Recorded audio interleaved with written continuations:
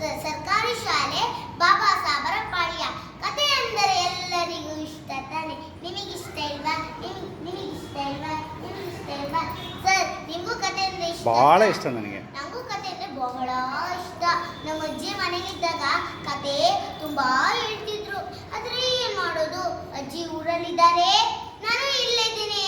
ಕತೆ ಕೇಳ್ಬೇಕಂದ್ರೆ ಊರಿಗೆ ಹೋಗ್ಲೇಬೇಕು. ಊರಿಗೆ ಹೋದಾಗೆಲ್ಲ ಅಜ್ಜಿ ತುಂಬಾ ಕತೆ ಹೇಳ್ತಿದ್ರು. ಅದ್ರಲ್ಲೊಂದು ಕತೆ ಇದೆ, ನಿಮಗೆ ಗೊತ್ತಾ? ಗೊತ್ತಿಲ್ಲ ತಾನೇ? ನಾನು ಹೇಳ್ತೀನಿ. ಸೋಮಾರಿ ಮೊಮ್ಮಗ. ಏನು ಸೋಮಾರಿ ಮೊಮ್ಮಗ? ಆ ಕಾಲದಲ್ಲಿ ಅಜ್ಜಿ ಕಡ್ದು ಬಿಟ್ಟು ಮಕ್ಕಳನ್ನ ಕೂಡಿಸ್ಬಿಟ್ಟು ಹೇಳ್ತಿದ್ರು. ಅವತ್ತು ನಮ್ಮ ಅಜ್ಜಿ ಆ ಕತೆ ಹೇಳಿದ್ದನ್ನ ನಂಗೆ ನಾನು ನೆನಪಿದೆ. ನಾನು ಅದನ್ನ ನಿಮಗೆ ಹೇಳ್ತೀನಿ. ಒಂದೂರಲ್ಲಿ ಒಂದು ಅಜ್ಜಿ ಇದ್ರು. ಪಾಪ ಅವಳಿಗೆ ಯಾರು ಇರಲಿಲ್ಲ. ಮಕ್ಕಳೆಲ್ಲ ಬೇರೆ ಬೇರೆ ಊರಿಗೆ ಹೋಗಿ ಕೆಲಸ ಮಾಡ್ತಿದ್ರು. ಅದಕ್ಕೆ ಯಾರು ಇಲ್ಲ ಅಂತ ಹೇಳ್ಬಿಟ್ಟು ಅವಳ ಮೊಮ್ಮಗನ್ನ ಇಟ್ಕೊಂಡ್ಲು. ಮೊಮ್ಮಗ ಅಂದ್ರೆ ಮಗನ್ನ ಮಗ, ಇಲ್ಲ ಅಂದ್ರೆ ಮಗಳನ್ನ ಮಗ ಸಾಕ್ತಾ ಇದ್ಲು. ಸೌದೆ ಮಾರೋದು, ಬಂದಿ ದುಡ್ಡನ್ನ ಮಗನ್ ಸ್ವಲ್ಪ ಖರ್ಚು ಮಾಡೋದು, ಅದೇ ಆಗ್ತಿದ್ರು. ಅವನಂತೂ ಅವಳ ಮೊಮ್ಮಗ ಅಂತೂ ತುಂಬಾ ಸೋಮಾರಿ. ಏನ್ ಕೆಲಸ ಹೇಳಿದ್ರು ಕೂಡ ಮಾಡ್ತಾನೆ ಇರ್ಲಿಲ್ಲ. ಅದಕ್ಕೆ ಅಜ್ಜಿ ಪ್ರತಿದಿನ ಹೇಳ್ತಿದ್ರು, ಕೆಲ್ಸಕ್ಕೆ ಹೋಗೋ ಕೆಲ್ಸಕ್ಕೆ ಹೋಗೋ ಕೆಲ್ಸಕ್ಕೆ ಹೋಗೋ ಅಂತ. ಅವ್ನ ತಲೆಗೆ ಹೋಗ್ತಿರ್ಲಿಲ್ಲ. ಯಾಕಂದ್ರೆ ನನ್ ಸೋಮಾರಿ ಅಲ್ವಾ, ಅದಕ್ಕೆ ತಲೆಗೆ ಹೋಗ್ತಿರ್ಲಿಲ್ಲ.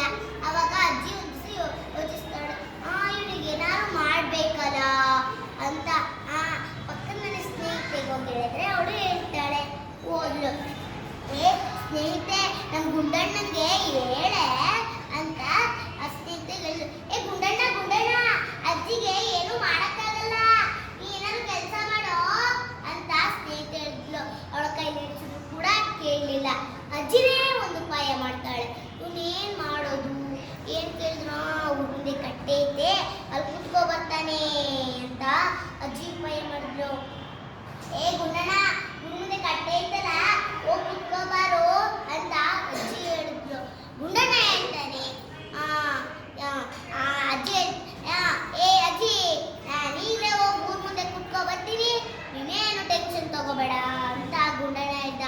ಹೋದ, ಜನರನ್ನ ನೋಡ್ದ. ಕಟ್ಟೆ ಹತ್ರ ಎಲ್ಲರೂ ಕೂತಿದ್ರಲ್ಲ, ಅವನು ಕೂತ್ಕೊಂಡ. ಅಕ್ಕಪಕ್ಕ ಮಾತಾಡಿ ಕೂತು ಸಾಕಾಗಿ ಎದ್ದ, ಹಂಗೆ ಹೋದ. ಮಾರನೇ ದಿನ ಅಜ್ಜಿ ಮಾಡಿದ ತಿಂಡಿ ತಿಂದ್ಬಿಟ್ಟು ಬಂದ. ಜನರು ಅವನ್ನ ನೋಡ್ದ, ಅಣ್ಣ ಬಂದ ಅಂತ ಹೇಳಿದ್ರು. ನಂದು ಹೇಳ್ತಿದ್ದನ, ಬೇರೆ ಯಾರಿಗೂ ಅನ್ಕೊಂಡು ಕೂತ್ಕೊಂಡ. ಅಣ್ಣ ಕೂತ್ಕೊಂಡ ಅಂತ ಹೇಳ್ದ. ಆಮೇಲೆ ಅಕ್ಕಪಕ್ಕ ಮಾತಾಡಾದ್ಮೇಲೆ ಎದ್ದ. ಅಣ್ಣ ಎದ್ದ ಅಂತ ಹೇಳ್ದ. ಹಂಗೆ ಹೋದಾದ್ಮೇಲೆ ಅಣ್ಣ ಹೋದ ಅಂತ ಹೇಳಿದ್ರು. ಆಮೇಲೆ ಅಜ್ಜಿ ಮತ್ತೆ ಮಾರನೇ ದಿನ ಅಜ್ಜಿ ಮಾಡಿದ ತಿಂಡಿ ತಿಂದ್ಬಿಟ್ಟು ಬಂದ. ಅಣ್ಣ ಬಂದ, ಅಣ್ಣ ಕೂತ್ಕೊಂಡ, ಅಣ್ಣ ಎದ್ದ, ಅಣ್ಣ ಹೋದ. ಮತ್ತೆ ಅಜ್ಜಿ ಮಾಡಿದ ತಿಂಡಿ ತಿಂದ್ಬಿಟ್ಟು ಬಂದ. ಅಣ್ಣ ಬಂದ, ಅಣ್ಣ ಕೂತ್ಕೊಂಡ, ಅಣ್ಣ ಎದ್ದ, ಅಣ್ಣ ಹೋದ. ಪ್ರತಿದಿನ ಇದೇ ಆಗ್ತಿತ್ತು. ಒಂದ್ ದಿವಸ ಆರಾಮ್ಸೆ ಗುಂಡ ಮಲ್ಕೊಂಡಿದ್ದ. ಆಮೇಲೆ ಅಜ್ಜಿ ಬಂದು ಸೌದೆ ಮಾಡಿ ಬಂದ್ಲು.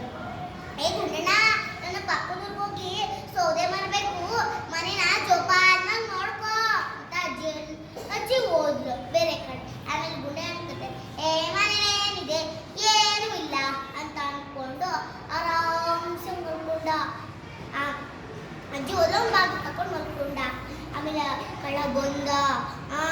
ಇಲ್ಲಿ ಏನಾರು ಇರ್ಬೋದು ಅಂತ ಅನ್ಕೊಂಡ. ಬಾಗಿಲು ಮುಚ್ಬಿಟ್ಟ, ಎಲ್ಲ ಹುಡುಕಿದ್ದ. ಅದೇ ಸರಿಯಾದ ಟೈಮ್ಗೆ ಗುಂಡುಗೊಂದು ಕನ್ಸು ಬಿತ್ತು. ಅಣ್ಣ ಬಂದ ಅಂತ ಹೇಳ್ದ. ಕಿವಿ ಕೊಟ್ಟ. ಇಲ್ಲ ಬಿಡು ಅನ್ಕೊಂಡು ಹುಡುಕ್ತ. ಇದು ಸರಿಯಾಗಿಲ್ಲ, ಅಲ್ಲೇ ಬಾಗಿಲು ತಗೋ ಕುತ್ಕೊಂಡ. ಅಣ್ಣ ಕೂತ್ಕೊಂಡ ಅಂತ ಹೇಳಿದ್ರ. ಇಲ್ಲಿದ್ರೆ ನಂಗೆ ಹುಡುಗಾಲ ಇಲ್ಲ ಅಂತ ಮೆಲ್ಲಗಿದ್ದ. ಅಣ್ಣ ಎದ್ದ ಅಂತ ಹೇಳಿದ್ರ. ಇಲ್ಲಿದ್ರೆ ನಂಗೆ ಸರಿ ಅನ್ಸಲ್ಲ, ಇಲ್ಲ ಹೋಗದೆ ವಾಸಿ ಅಂತ ಹೇಳ್ದ. ಅಣ್ಣ ಹೋದ ಅಂತ ಹೇಳಿದ್ರು. ಕಳ್ಳ ಹೋಗಕ್ಕೂ ಅಜ್ಜಿ ಬರಕ್ಕೂ ಸರಿಯಾಗಿತ್ತು.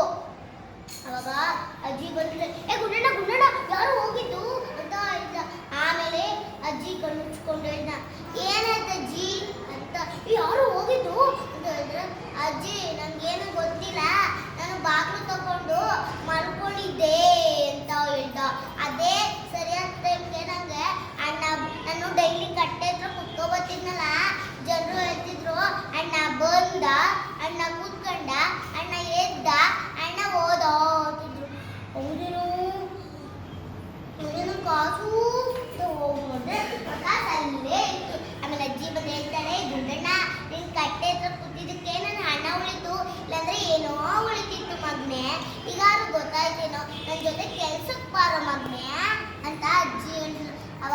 ಗೊತ್ತಾಯ್ತು. ಈಗ ನಾನು ಕೆಲ್ಸಕ್ಕೆ ಹೋಗ್ಬೇಕು ಅಂತ.